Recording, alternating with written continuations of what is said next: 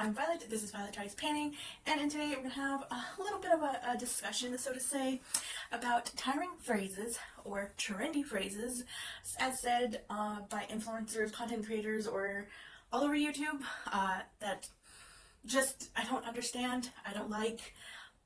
Yeah, so let's get into it. This just kind of came about because it's been kind of sitting in my head for a little bit. And then I saw Rachel from Shimmers and Silver here on YouTube, and she's also the same name on Instagram.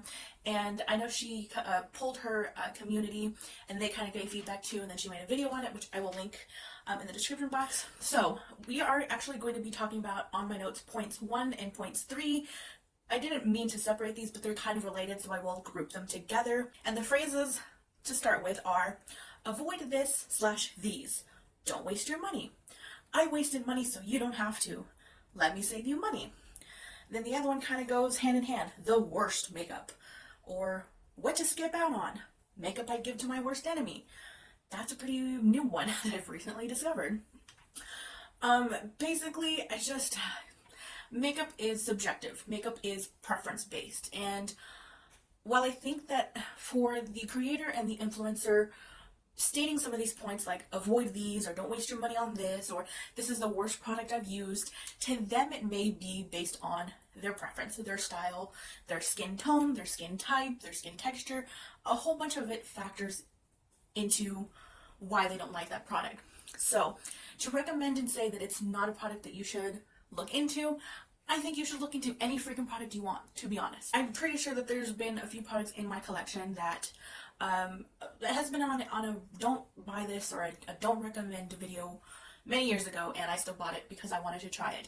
I don't really like to be swayed by anybody or any review. I like to kind of try the product for myself. I like to take it into my own hands. I like to have the experience, because then I know whether or not I like it, whether or not I don't like it. I don't like to say this product is not for you. This product is for you. I'd really try to avoid that on my own. It's an uneasy feeling as well, especially on the topic of, or the phrase, I wasted money so you don't have to. I think that is my most disliked phrase that's being said and being used all over this platform. And I'm sure Instagram and TikTok, like I mentioned, but we didn't ask you to waste the money. We didn't ask you to spend thousands of dollars on all of the SPFs on the market, or all of the lip glosses on the market, all of the lip glosses at Ulta or Sephora or wherever. Us as a viewer didn't ask you to do any of this. This was on their own volition. This is what they wanted to do. So I feel like in a way that's also kind of blaming it on us in a way, because it's like, well, look, I spent all of this money because I wanted to tell you what was the worst and what was the best. And it's like, it's also subjective. Your opinion on why it was the best and why it was the worst may be completely different from us. So it's like, and it still kind of backs the overconsumption. There's still overconsumption being there. So it's like, did you really solve the problem? You made the problem worse. And my second point, I think, is probably more said vocally on TikTok rather than on Instagram. I mean, there might be on like the reels or the short form content, but phrases like, you need this item, run, don't walk, or it's only here for a limited time, it's a must-have, or this brand's must-haves. To me, this almost feels like peer pressure. This is the example that I can think of that kind of relates to what I'm trying to get at.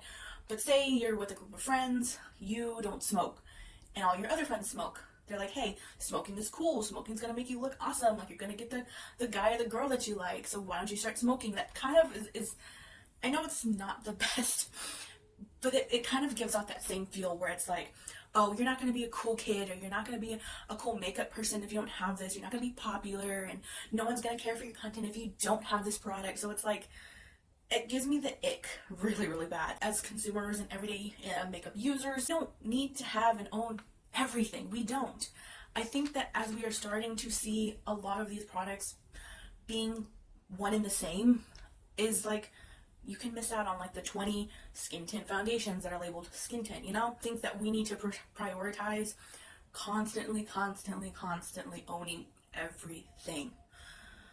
Point number 4, I wrote, makeup trends need to die, or this makeup trend needs to die, or stay in 2024, or whatever the year it may be.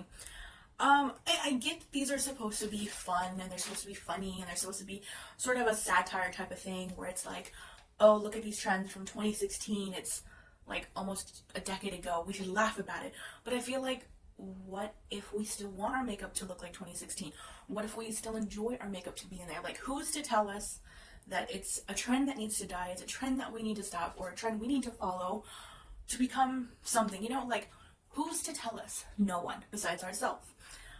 Who's to tell me that my makeup is terrible to you? Who's to tell me that my eyeshadow doesn't blend to you? Like, just let people do their makeup how they please, how they want. If it's not a traditional way, so be it. You know what? Sometimes we can learn from each other.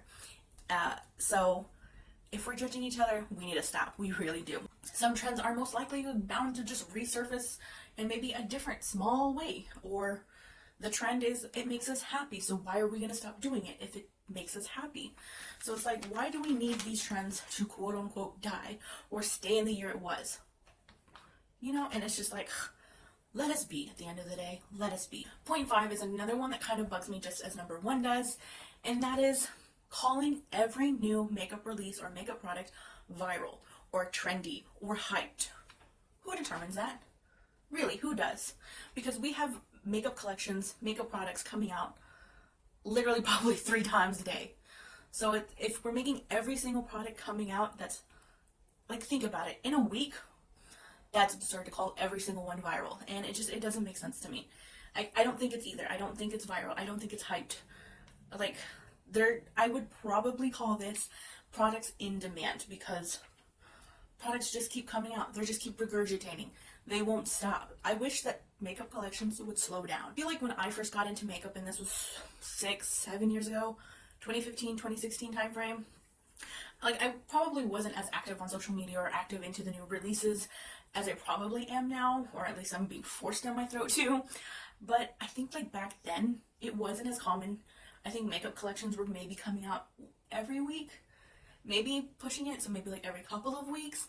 And I think that's more manageable. I mean, it's still an absurd time frame to have new collections every week or every couple of weeks, but at least it kind of gets us to sit down, really think about the product, really think, do we need it? Do we want it? Do we have something similar? Which 100% of the time we probably do. But I'm getting sidetracked, is that I think it's just being called viral and or trendy and or hyped because of the people who are reviewing it. Popular and very, very, very popular people talking about it online or recommending the product, and now everybody suddenly wants to jump on that same trend. There we go, back to that trend. So it's like, can we stop? And my last point is not typically a phrase, but it kind of ties into all of these because it is said so many times in so many videos and in so many places, and I get it. We all want to support a brand. We all want to be very happy that a brand is supporting us, and we can give our followers codes and we can make money off of that. But we don't need to mention it 3 times, 4 times, or more in one time that we're talking about one product. Example, I have this Sol de Janeiro fragrance here.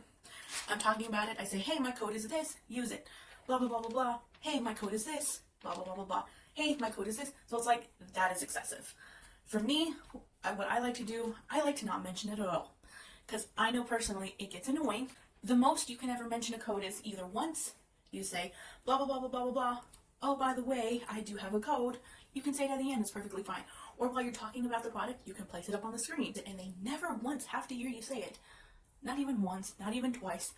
No more than that. And I get some people listen to videos like they're multitasking, so they're not really paying attention.